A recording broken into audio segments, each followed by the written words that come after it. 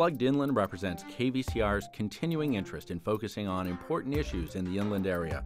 Supported by the Corporation for Public Broadcasting, we're looking into innovations and solutions in education as part of the American Graduate Let's Make It Happen. And you can help us make it happen. Call us anytime during the show at 866-367-5827. Or you can send questions or comments right from our website at pluggedinland.org. Or you can email us questions and comments to questions@pluggedinland.org. And you can tweet us at #KVCR. Welcome to Plugged Inland. I'm Roger Bowman. For a number of reasons we'll discuss tonight, not every student thrives in large high schools with huge student populations. This evening, we're going to look at the alternative. Small schools that specialize in catching up those kids who've fallen behind. Help is available before they drop out. We're also going to talk about warning signs that you, as a parent, can be alert to when assessing your child's performance and evaluating how to help him or her succeed. Let's hear a little more about this alternative school. So in the spring of 2010, our school was designated a lowest achieving school actually with the state of California due to our graduation rate. And so that really made us take a hard look at our school and what we were doing. And with that though, it did enable us to apply for a grant, and we received a $1.5 million grant to restructure our school. And what we did was take a look. We met with parents, with community members, with students, with staff over a period of 6 weeks to take a look at what our issues were, what we wanted, what people thought would work, and what we felt would be the best for our students. So with that, we restructured our school completely. We went to a trimester system with the 6-week period, grading periods. We also went from a 3-period day to a 5-period day, increased in instructional time almost 100% actually. When we did that, the grant enabled us to incorporate computer-based instruction into our curriculum. Computer-based instruction people confuse with online learning because it is online learning, but at-risk students do not do well on their own. So if you have them on a computer, they tend to get further behind if no one's on them, and plus they need the assistance. So what we did was incorporated into our programs 2 different sessions, 2 different types of programs. Our students on a regular day with March Mountain High School, they can take 1 period a day, and with that period they're enrolled in the program and they have access 24 hours a day to take any class that they're assigned to, and if they finish one they can keep moving at their own pace in addition to their regular classes, which helps them with credit recovery. We have another program for students that maybe do need a shorter day due to work or different things. We have a 3-hour day program where they come 3 hours a day, do all of their work online with the computer system, with the computer-based instruction, and then they do 2 to 3 hours at home every day on their own time. In that program we have 2 teachers, and each one is specialized in 2 of the different areas, math, science, and social studies and English, and they work together as a team with the students to make sure that they're able to complete the coursework, and they do well that way. We've had a lot of success with the program. Our graduation rate went up about 50 percentage points in 2 years, 3 years. And we're looking at it actually increasing this year as well. Our test scores are up. The difference with the grant teaching, we have it enabled us to do extensive training over the summer and throughout the last 2 years on how to work with our students and teach differently than what we have, and it's been extremely successful. They help you a lot, and I like that, you know, because sometimes you need a little bit of motivation, and they try to make it fun for the class, you know, try to motivate you in many different ways, and if you need extra help, they'll help you out. Fraction, that one I never understood till I came to this school, because my math teacher and my algebra teacher actually came up to me and taught me like one-on-one how to do it. It's always been my favorite subject ever since I was a little kid. Well, math, I like it because it challenges your mind, like especially algebra and stuff. I mean, it's just good. It helps you out a lot. It's like they use more examples, and they give me more examples. They go step by step. If I have a question, if they think I'll learn a different way, they'll teach me a different way. All the teachers here actually have an effect on people, because you know, they actually take the time out of their time to help you become better and get better. My math classes, and coming here made math seem more easier for me. I passed the KC first time around, and algebra I want a math class. Algebra seems interesting to me now and all that. It's smaller, you have more room here. And the classes is right there, so you really can't be late. There's not really an excuse to be late. So yeah, I'm doing good. I'm doing better than I did in the regular high school here. I would have to say Miss Harrell because she helped me with my math, and she taught me in a way that other teachers couldn't because they go by the book explanation. And so she teaches me through her personal explanations, and then she tells us the book explanation later, and she makes us choose which one's more comfortable with us. And that way I can really advance in my math. I like March because I can really relate to a lot of other kids because, like me, they were just lazy, and so, but they're really smart. I see people, you know, and I think, oh, you know, it's just another student, but in reality it's someone with a working mind. They're actually thinking things I never thought of. And so this place has actually inspired me to write my 4th novel. So I based it off here.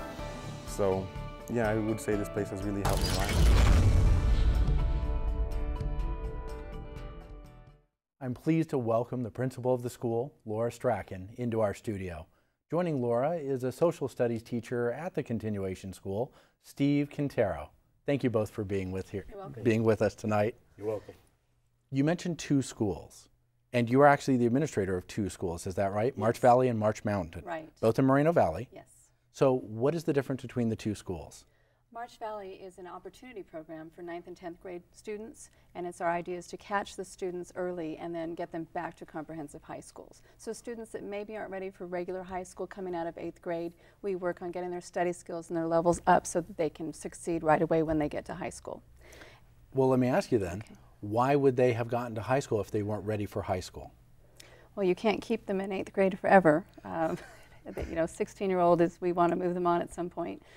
So really, and sometimes it's just they need a different environment. Even at a comprehensive junior high school, they sometimes need a smaller environment. So it's our chance to catch those students, get them on track, and get them successful as they go forward. And they go back to a regular high school? Yes, they do. And the other school? The other schools are continuation school, March Mountain High School, and we serve students 16 and older, usually 11th and 12th grade students. And those are students that have some credit deficiency issues that are behind in credits for different reasons. And our goal is to get them caught up and to graduate. You mentioned in our video that we saw about the school not being for chronic absenteeism students or discipline problems, but your experience, your background actually had you dealing with those kinds of students previously. How did you start in the whole education system? I actually started subbing, and I worked at a juvenile facility for gang members. I started subbing, found out that was my niche, stayed there for 3 years, went back and got my credential, and continued teaching from there and went into administration. So I stayed with juvenile offenders for 6 years. 6 years experience with juvenile offenders, yeah. And that's not what March Mountain, the continuation school, deals with? Oh, no, absolutely not. No, we have very good kids that are just behind in credits for just a variety of reasons. We do have, you know, some discipline, but nothing major. Continuation schools have a bad reputation. Our students are really good kids, very bright students, and are just behind in credits for, like I said, a variety of reasons. I want to explore those a little bit, because I think if people understood that it wasn't just the dummies going into a continuation school, they would understand the value of your school, they would understand what kids, including possibly their own kids, might benefit from going into this kind of a program. Before we do, though, let me talk a little bit about your other experience, and that is you've taught at regular high schools as well. I was an administrator at regular high school, yes. 2 different high schools, one small, one large. And talk about the difference between the small and the large for a moment. Big difference, and the big difference was knowing the students and the students knowing each other. So you can be anonymous in a large high school in class with other students, whereas a smaller high school you are caught. If you're not doing what you're supposed to do, somebody's going to notice. It's also easier to be nice to people that you know and not nice to people you don't know. You think you can get away with more things. So bullying and different things tend to go on the rise with a larger school. Okay, we've covered your background a little bit, and I just wanted to get out there this idea that you have a perspective of everything from delinquent offenders to regular standard high school to alternative education. So I'm going to say that you can offer parents and other educators a perspective that they might not have because of your breadth. But Steve, you also are an important contributor, so let's hear a little bit about how you got into teaching. Well, after I graduated from UCR, I didn't know what I wanted to do. So I passed the CBEST and became a substitute there in Moreno Valley. I lasted about 2 years, and then I ended up getting married, and I noticed that my wife, who was already a teacher, her paycheck was a lot higher than my paycheck, so I decided I decided to go back to school and get my credential. The 2 years I spent as a substitute, I really noticed that I found myself mentoring and consoling a lot of students, giving them not only the book education, but also the education we need in life. And I went back to school, got my credential, and ended up becoming a teacher at a middle school there in Moreno Valley Unified. After 4 years at the middle school, I ended up putting in for a transfer because I felt my niche was at the older level students, and March Mountain was gracious enough to receive me. Now, it sounds actually, Steve, like you're a good fit for March Mountain because that's a school in which you can bring forth your mentoring skills. In other words, in a continuation school, you're getting kids that are struggling for whatever reason, and they get more personalized attention, which you talked about being exactly what you offer. Yes. One of the big components of a continuation high school is the smaller class sizes. So that gives you a great opportunity to talk to students one-on-one without having to worry about the other 39 or 40 that you might have in the class. It also gives you an opportunity to talk to them about life in general, not necessarily, I'm a social studies teacher, so not necessarily about who won the American Civil War, but more about how to get a job, who's hiring, some steps they could take to protect themselves while they're in the neighborhood, so to speak. So you are dealing with kids that have challenging situations in many cases. So tell us a little bit about what are some of the factors that may cause a student to not succeed in a traditional large high school? Some basic ones could be that they need more help than they're getting. They could also have a disability that they have not, they've been very good at hiding in a large number in a classroom. And when I had 8th grade students, when I taught at-risk 8th graders, I had a student that until he got in the smaller class couldn't read, but nobody had figured that out because he ditched school the days he had to read. He got in trouble instead of reading. So in a larger class, it was easy to have avoidance skills, but when we put him in a small class, we realized he couldn't read. So if we had not caught that, he would have dropped out very quickly after 8th grade. So that's, you know, that's a basic issue for some kids, that they don't have the skills. I also think of another student that I had in my class. This student probably at the comprehensive high school was in the classroom with other 36 students. Steve, let me interrupt you. Yes. There. Comprehensive high school.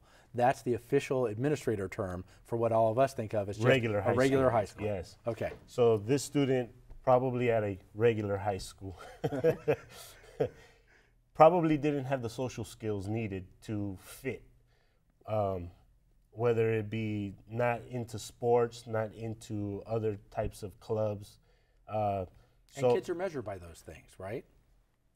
If you remember back when you were in high school, yes, we do get measured by where you fit in a high school campus. And I believe this student couldn't fit in anywhere. So he came to March Mountain, and very bright student, highly intelligent, just lacked the social skills. When we implemented the MIT program, which is the computer-based program there at March Mountain, that gave him an opportunity to get computer-based instruction where it was him, the computer, and if he needed assistance, the certificated staff was there. So there was no need to be social in that program. He was there to take care of business, which he did, and he ended up graduating this year, 2012. So he just graduated? Yes. Just graduated. So another success story. Yes. You talked, Laura, a little bit about another factor that surprised me. Tell me about why 20% of the students fall behind. Approximately 20%, when we took a look at our numbers with our students, about 20% of our students have actually had a death or a major loss in their lives at some point in the last 5 years. So they've lost a parent, a sibling, a guardian, and that takes a teenager just can't handle that, and you'll see where their grades have fallen, they get behind, they don't care, maybe depression. So actually about 20% of our students have suffered a major loss in their family that's just caused complete upheaval, where school actually had to come secondary to that. So we're trying to catch them up from that and offer support they need. I think everyone in a community would understand a child falling behind because of that kind of a grievous circumstance. How hard is it once they battle through that grief to actually then claw their way back up in the traditional high school? Well, in the traditional high school, you have 6 periods a day, and for the entire year, you would probably end up receiving 60 credits. In our district, you need 225. 6 times 4 is 240, so that's 3 classes that they're allowed to fail, so to speak. A buffer. A buffer. Anything beyond that, then it's summer school, but summer school is only a class that you have previously failed. If it goes above and beyond maybe 5, 6 classes, it's almost impossible for them to claw their way back to a proficient level. I think a lot of people have a perception that you can just stay in high school, keep repeating grades until you pass, and that's not true, is it? You get 4 years. We sometimes give a 5th, but after that we look at other options and for I our understand students. Oftentimes the 5th is even controversial because it doesn't count towards the success graduation rate of the school. Exactly, right. But we still, you still want your students to graduate, and if that's what it takes, we do that. And it depends on the district. Some districts don't, and they do have that choice. But our district does allow the 5th year for most students. But there's requirements too. They have to be able to graduate in the 5th year. But when you talked about students clawing their way out too, I think at the comprehensive high school, without the support of teachers like Mr. Quintero or other teachers that care about them, a lot of our kids with the loss don't go back, they graduate with us because they need that support. They need the family structure that we provide. So I think you need to have that for those students to be successful. How large is your school? March Mountain has 371 students, and March Valley, the Opportunity School, has 176. So well over 500 total. Total, yeah. And do you feel that your program with small classes and more mentoring-based instruction can scale? Is this something that you can sustain? What happens, for instance, when the grant runs out? When we wrote the grant, we were very, very careful to make sure it was sustainable. So it could be that our computer-based instruction might reduce in size a little bit, but everything else, the structure of the program, the requirements we put in for coming in and being eligible for the program, the training of the teachers, the change of instruction, of the way we make decisions on the school site, all of those are sustainable so that we can continue doing this exactly how we are now. And obviously we would also need the support from the community and also the district office. I know. I know one of the things that everybody is on pins and needles about is this November initiative. Nobody, you, I, we don't want our taxes raised here in the Inland Empire, but there is an incremental tax raise on the ballot in November that goes directly to fund schools, which have been slashed horrifically. And without that, I understand a lot of programs are getting cut. How bad would it be for you? Well, if you look at the national economy, you take a look at California, our state economy is one of the top in the nation. In terms of GDP. Right, yet we're at the bottom in per student spending. So something, the system that we have currently is not built to help us, so to speak. So that needs to change a little bit. And Laura, Steve's not just speaking in hyperbole there. You actually track this as an administrator. You know that California actually spends less per pupil than almost any other state. Absolutely, we're close to the bottom, if not the bottom now with the new cuts. If the tax initiative does not pass in November, it will be just horrendous for our schools. Whether our program would be affected, how that affects it, I'm not sure. There would be definitely cuts. But we're looking at draconian cuts if this initiative doesn't go through for all of our schools in California. Right, and I'm not here to push the initiative so much as to let people understand that this is a problem. We're spending less per student, even though we're one of the largest, most economically viable states. I think we're one of the largest countries when you compare GDPs across the world. Yes. And yet states like, and I'm just picking some at random, Iowa and Montana are spending more per student than California is. That just strikes me. It's sad. It's sad, really. But yet at your school now, especially because of the grant, you have a lot of technology. Tell me about the MIT program. The MIT program uses computer-based instruction, and what we did was we put it into both our regular program and the March Institute of Technology to offer our students an opportunity for credit recovery and a different mode of education, basically. We use a computer-based instruction program, so the students are learning off of the computer, receiving their instruction from the computer. But research with alternative ed kids, research shows they don't do well just online programs. So when people say, oh, it's another online program, we got rid of those variables because we make sure. Do you mean in the class online programs, or do you mean like sitting at home competing with the Xbox? Yeah, when you're competing with the Xbox, the kids tend to go onto the internet, I think, a little bit more. Yeah. I can't imagine that. Yeah. So what we do is we have our MIT program. They come for 3 hours a day. It's what we call a hybrid program. So they're with a teacher 3 hours a day, actually with 2 teachers. So we have one that specializes in social studies and English and one math and science. And so those teachers work with them one-on-one, anything they need while they use the computers. And the students are expected to work 2 hours a day when they get home. And the teachers do track that and talk with them the next day. We can see how many hours they've been on the computer. So that is monitored, and they must do that. It also allows them to work extra hours. If they want to work 7, 8 hours and catch up on some classes, they can do that. They're not limited to how many other hours that they work. So we have that program, but we also incorporated that same concept into our regular schedule so that the students 1 hour a day have access to that curriculum. So they have a teacher with them while they're working, but again, they have access to entire curriculum once they go home to work at their own pace if they'd like to, in addition to their other classes. And of course, these are kids that, for the most part, I mean, there are some that are without a computer in their household, but let's face it, almost every kid these days have been exposed to technology, often far greater in numbers than even the parents and the teachers in some cases.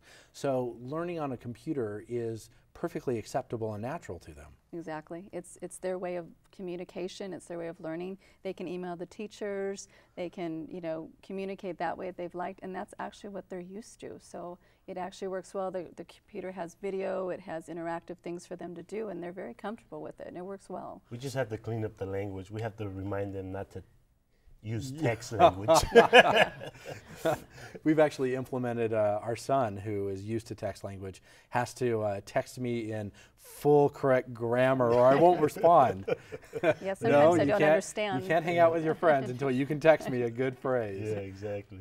So this computer-based instruction, just a personal anecdote of mine is when I entered the Navy, I went through a 2-year school in electronics, and their school program, the start of it was kind of a computer plus books based with a mentor tutor who kind of supervised a pod. And so it was self-study, self-directed, while somebody's standing over your shoulder who has the very much authority power over you. But it was a very effective learning methodology, I found. I came out of there, I think, highly competent, went on to a tech career thanks to that kind of a model. So I can't see it not working. Well, and also a lot of colleges now are offering a lot of online courses. So it's actually helping our kids be ready and have experience in those courses or using that modality when they go to college for success, because a lot of college are using them as well. So your school is in Moreno Valley. Is it only for Moreno Valley students? Yes, students within our district, yes. Do you have peer programs in other districts? There's a lot of schools doing similar things to us. I don't know if they've incorporated the online learning because they didn't have the grant we had.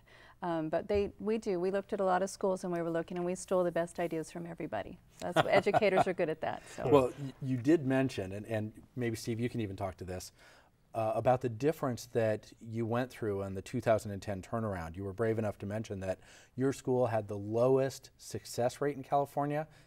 Tell me a little about that. We were actually, the state of California in 2009, actually 2010, released a list of the lowest achieving schools in California. We were actually on that list. We were the only continuation school in the state on that list for a variety of reasons. Many continuation schools are under 100 students in the state, very small compared to us, and they were not counted on the list if they were under 100. So there may have been more that have required that. But we were actually on for our graduation rate, not for scores. Our test scores were good enough to stay off the list, but it was our graduation rate. And so go ahead. Go ahead. I was just going to say, and if we looked at maybe a month prior to when we got put on that list, our graduation rate was kind of high because we were using the ASAM model to figure out our graduation rate. I have no idea what that is, Steve. The alternative school accountability model. And according to that model, our graduation rate was kind of high, but the state of California used a different model to calculate our graduation rate, which dropped it very low. They went to a 4-year graduation rate. So many of our students were graduating in 5 years but they didn't count, Oh, like you had mentioned. Of course. Yeah. Little So, got you there. Yeah, so actually ours dropped tremendously with that. They also had another calculation. The state has 2 calculations on the graduation rate. But even so, ours needed to be higher. We were at 25.1% with their other equations. So as much as we were hit with that, it enabled us to do a lot of great things, and it's been great for our kids, and our graduation rate is now at last was 69%. We don't know this year's yet, so it did well. So what you did now is you started rejecting completely those students you thought would fail, and that way you could artificially up the number? We could have done that. We could have. That would have been great. No, we didn't. But we did start looking at other ways to serve our students that say, or to get them earlier. Because so many times it was the senior parent that finally said, oh, you're not going to graduate, you have 30 credits. We started to educate the parents earlier to try to get those students at the end of the sophomore year so that we can get them graduated. Let's talk about that in a moment. Steve, I'm going to cut you off. Okay. Let's show the other video. You know, we've heard from some of the students in the first video, but let's hear from some other students about what they like about an alternative education school. The environment here is, I'm surrounded by people that want to graduate because everybody here wants to graduate. If not, they would have dropped out. And this is just a way better alternative because I know I'm going to graduate early, and I'm surrounded by positive people who want to do positive things, and even though they've made mistakes in their life, they're ready to move on and just keep going forward. Our opportunity school serves grades 9 through 10, and that's for students that come out of the middle school that are maybe at risk and we're not sure if they're going to be productive or successful in a comprehensive high school. And so we work with them on study skills and make sure that they have the basis, as well as keeping them ahead with the regular rigor in order to succeed when they go to the comprehensive high school. March Mountain High School is a continuation school, grades 11th and 12th. That is for students that for whatever reason have gotten behind in credits. It's not for discipline or attendance issues. It's for some students need a different environment, smaller environment, more assistance to go through high school, so that's what we provide for them. Both schools have a class size ratio. Our cap is 22:1, which is much different than a comprehensive high school. So that alone helps, but our teachers within that, if you don't teach differently, studies show the class size does nothing. So all of our teachers teach differently. They know their students, they care about their students. The smaller number at our school allows us to monitor our students. Whether they're just having a bad day, we can find out what's going on at home if they need assistance with that. If it's just something classwork or a friend with an issue with a peer or something like that. It also allows us to do different and innovative things in the classroom and how we teach with small group instructions and project-based learning, that type of thing as well. So it allows us to do that. March Mountain has a little bit different structure because our goal at March Mountain is credit recovery. It's to get students graduated that may already be behind in credits. And to do that, it's a real touchy thing because you don't want to lose the rigor. We don't water down our curriculum, and many schools years ago used to do that, and continuation schools across the state have been doing very innovative things to ensure that that is not the case. That I work with a consortium of continuation schools, and that's what we meet about, and it's to make sure that we're letting them catch up their credits but not losing rigor in the process, which means we have to be creative. It's different because class-wise, less classes than a regular high school. Usually they have 6, and right here we have 4. And another thing that's different is the campus, much smaller, less people. It's better because there's less people and teachers actually get like one-on-one and stuff. So they actually teach us good. Like in other schools, it's really hard because they have like 30, 40 kids in one classroom. It's harder than to get to every single one. What's different about this school than other schools is that even though I went to a regular high school and I came here in my will and my decisions, it's better because I learn at a different pace. It's my pace, and I get to turn in my work. Every week, it's just different, and the teachers themselves, they help me out.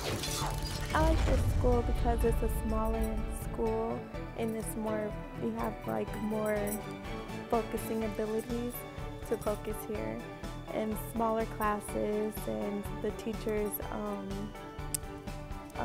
actually have time to get to each student if they needed help with something.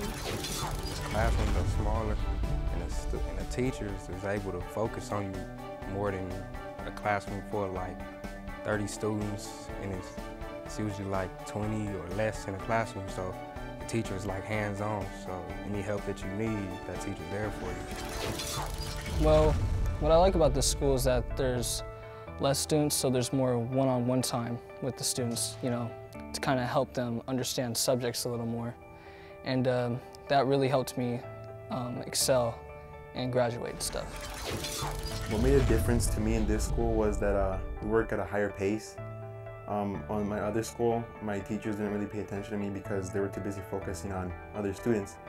But over here, since our classes are more focused on each student, they put more attention to me, and if I ever need help or if I'm falling back, I can really get a lot of help after, like instead of staying after school, they can actually help me during class time, you know, so like I don't really fall behind much.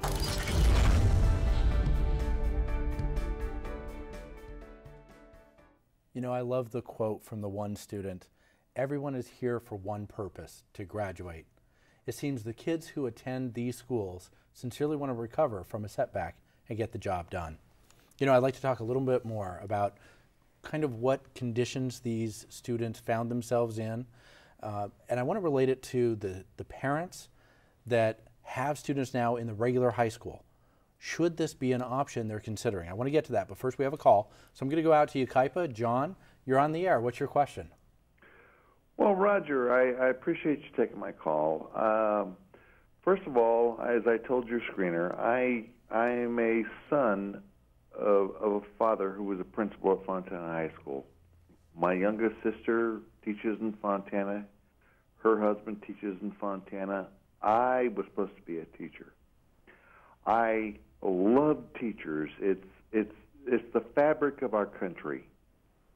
I've seen a degradation in public education with things like technology, where students are coming in with cell phones and taking pictures and text and just not concentrating on their education. What can public education do to combat all this? A great question, John. I know that's an issue that my son in high school has been hit with, especially when they're done with the core instruction and they're supposed to be self-studying through the remainder of the class. How do you handle those kind of discipline problems? Well, first of all, you want to be proactive and keep them busy. If you have your students engaged in direct interactive instruction where you're making them work, you're having them work in partners, and you're not giving them that much time to just sit by themselves, you keep them busy, then they don't have the time to use it. Now, that doesn't mean that everyone does, but our goal is to keep them engaged in learning so they're not thinking about the cell phones. And that's really the first step, is to make sure that you're engaging the students in class.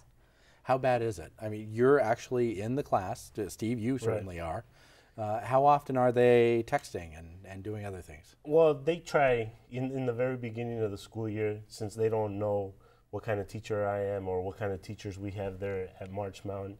They try to use their cell phones quite often and their iPods, but they quickly find out that, you know, we're there to teach them directly. So like Strachan said, there's really no time for them to get on those cell phones and their iPods. And if you have those occasional students that still try to push the limit there, then obviously they get taken away the cell phones, not the students. They get taken away to the back room. No, they get rid of them. Yeah, the iPods and the cell phones get taken away, you know, for the period, for the day, till next week. You'll have your parent come pick it up, and then you'll have having the parent come pick it up is probably a pretty good deterrent.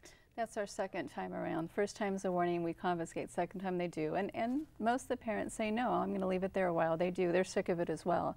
There's another way to combat this, though, and it's gaining momentum, but so many of the phones now can be used as even transponders that interact with our technology in the classroom, so they can be answering questions that project on the screen. Our teacher town hall did that actually, yes. Live. Yeah, so if you know, more and more we're looking at using that in the classroom. So if they're using it instructionally, they can't be using it the other way. So in some ways we're moving towards that rather quickly in a way that we can use that and engage the students using the technology that they're used to.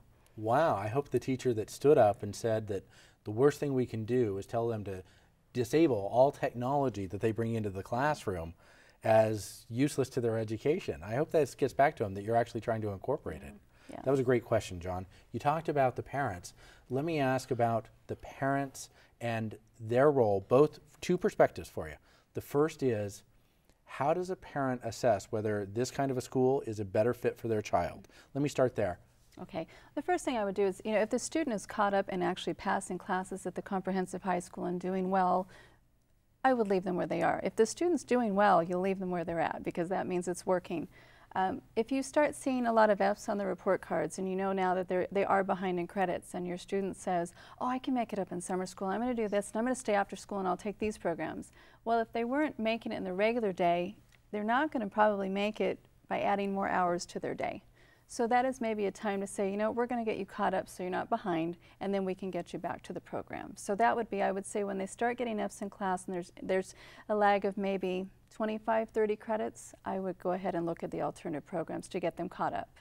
And then also maybe take a look at where those F's are stemming from. Yeah. If it's because they're disengaged at the comprehensive or, as you put it, regular high schools, if they're disengaged for whatever reason, they don't fit in the jock club or the chess club or whatever different club, the cheerleading club, if they're just disengaged and that's what's causing them to receive these F's, that's also a time to bring them to our school because we have an atmosphere that doesn't put so much societal pressure on them to join a different variety of clubs.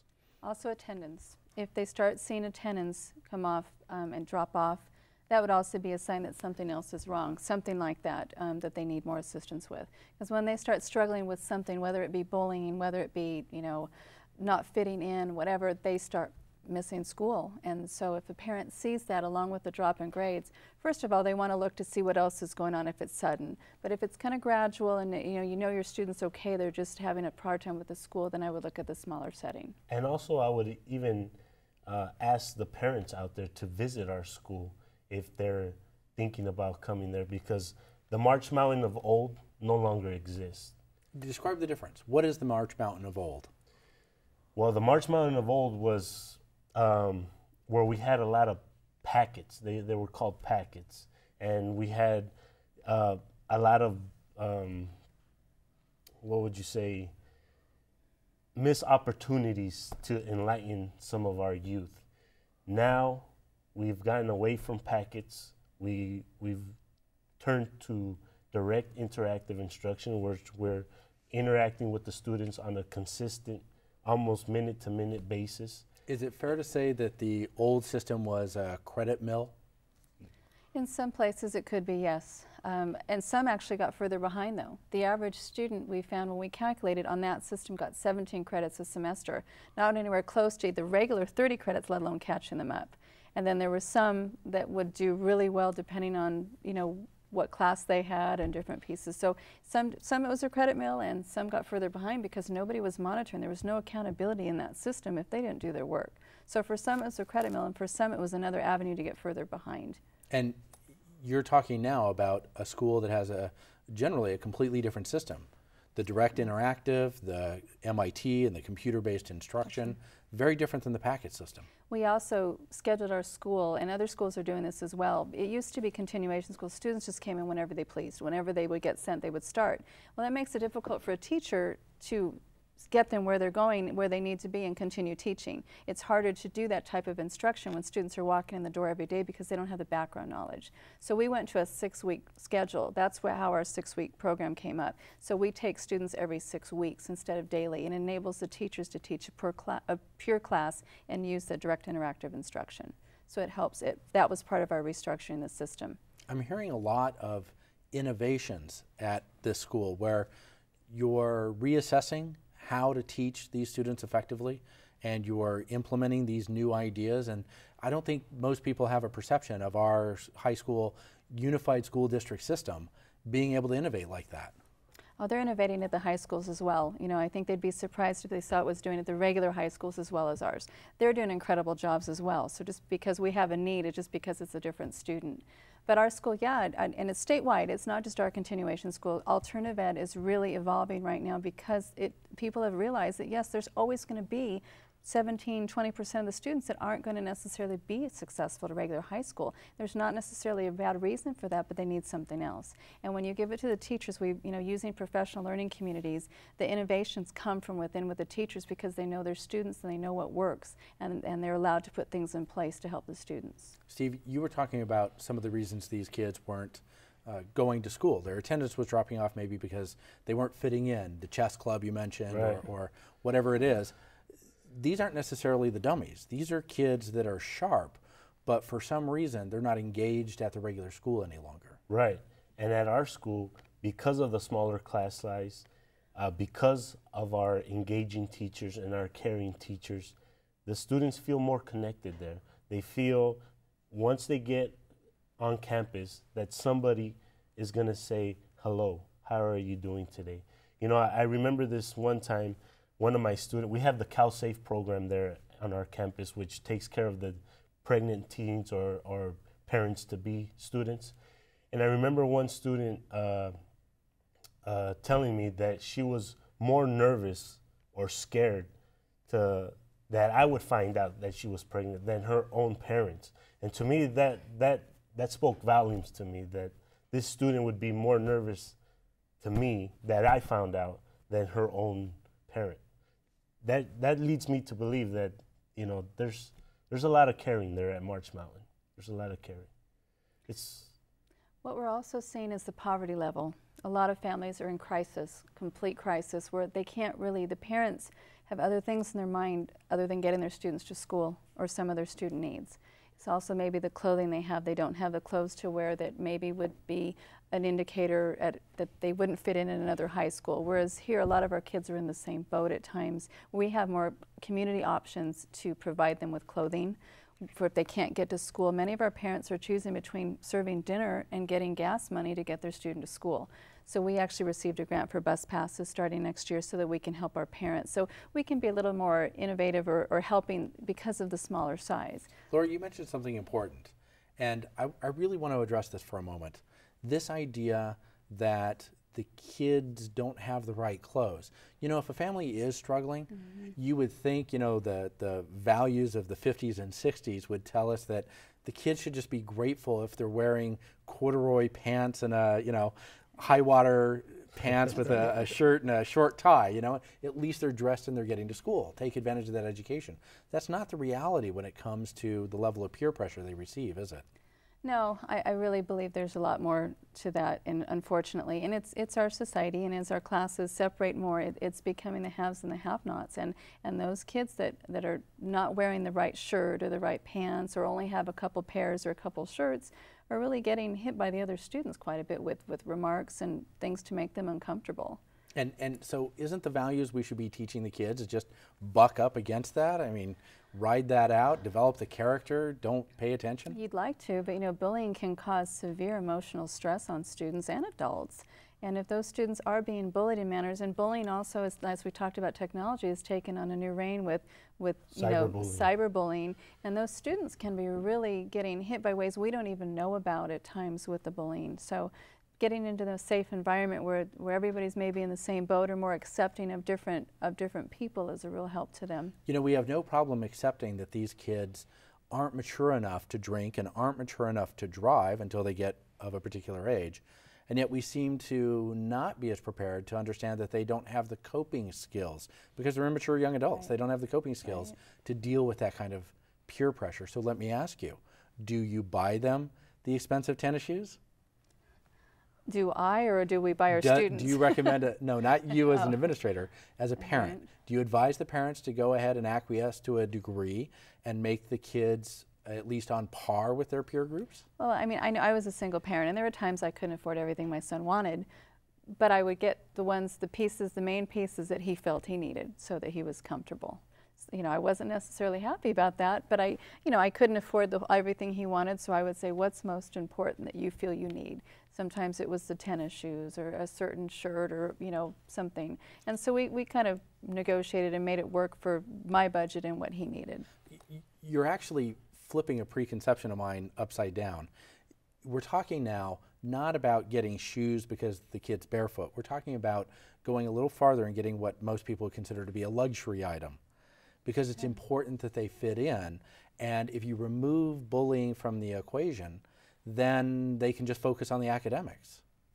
Honestly, I wish we all had uniforms because it would take off the load off of the parents and off the students. If you had 2 uniforms, you could wash them, nobody would know.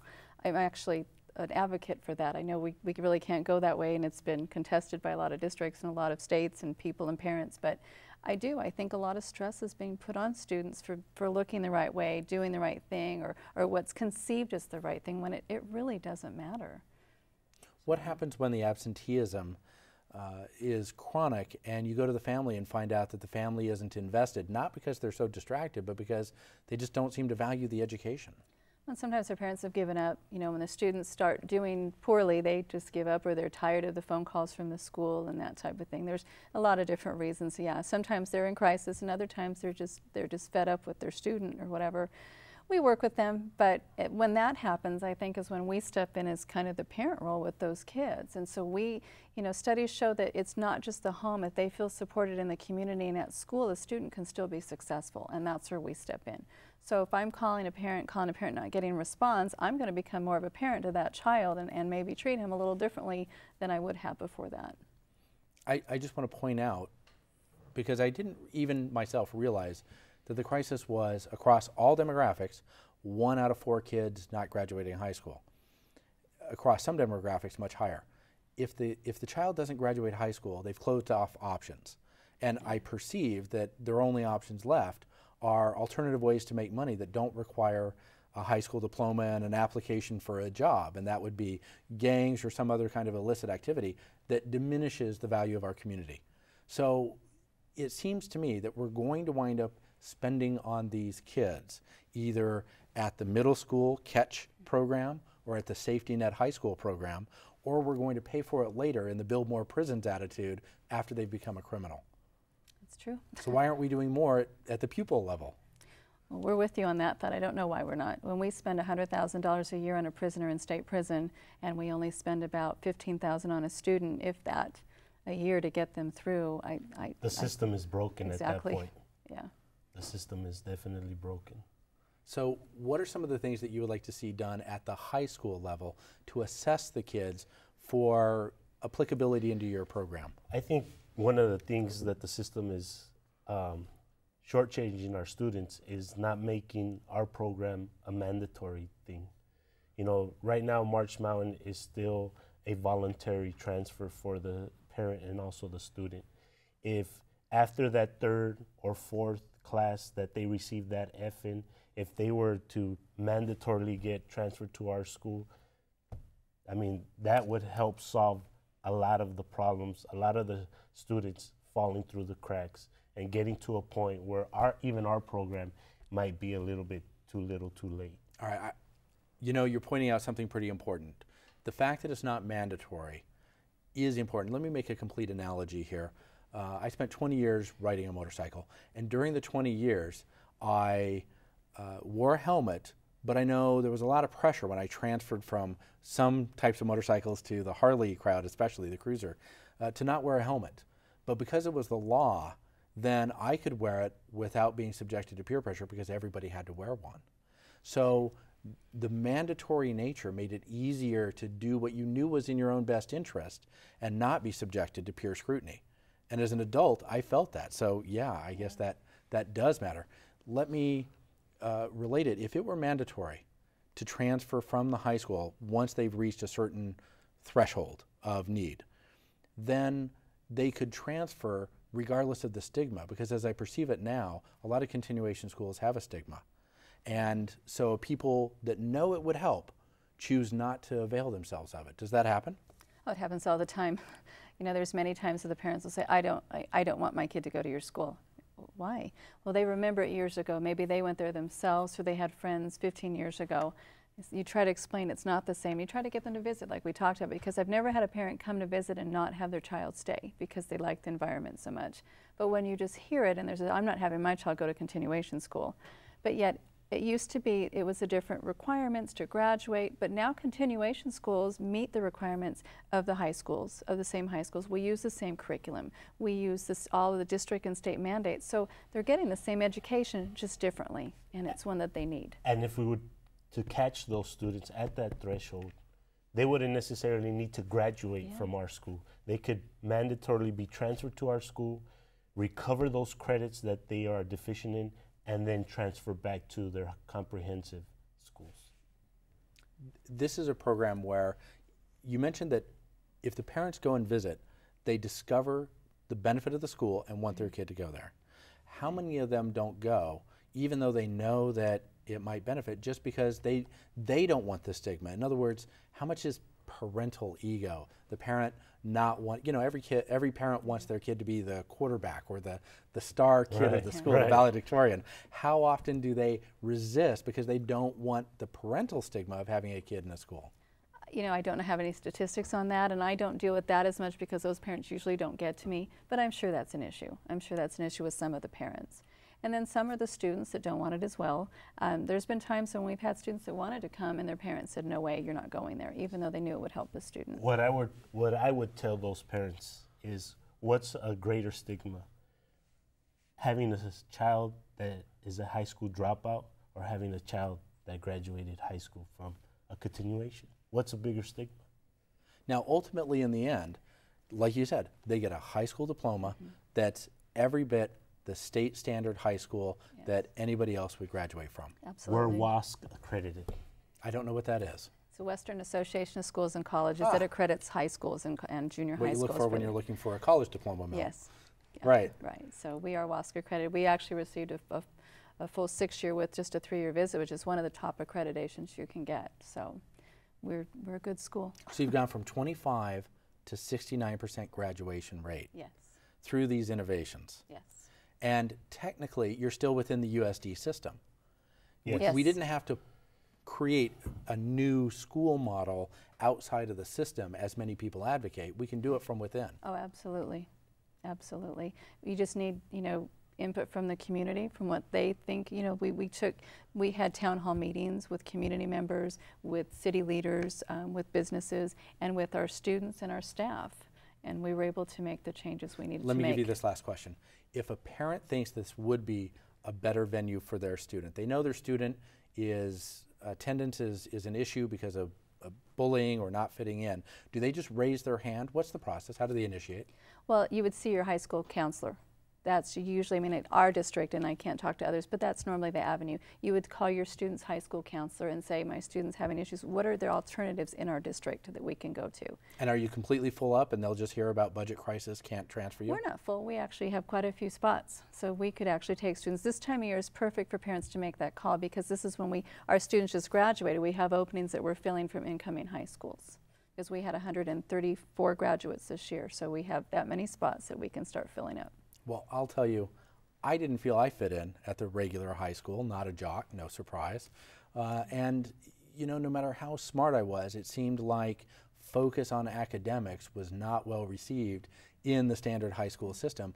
I didn't have an alternative, but I'm glad and gratified that we do now. It is a way that many people can create a future that they might not otherwise have. They might just otherwise fall away completely. But you're there to catch them. Exactly. You're making a difference. You must feel good about that. We do. Very good. Very good. With that, we're out of time. I'd like to thank our guests for joining us, Laura Strachan and Steve Quintero of Marsh Mountain High School in Moreno Valley. I hope you've learned about options for your child's success, and I want to thank you for watching Plugged Inland.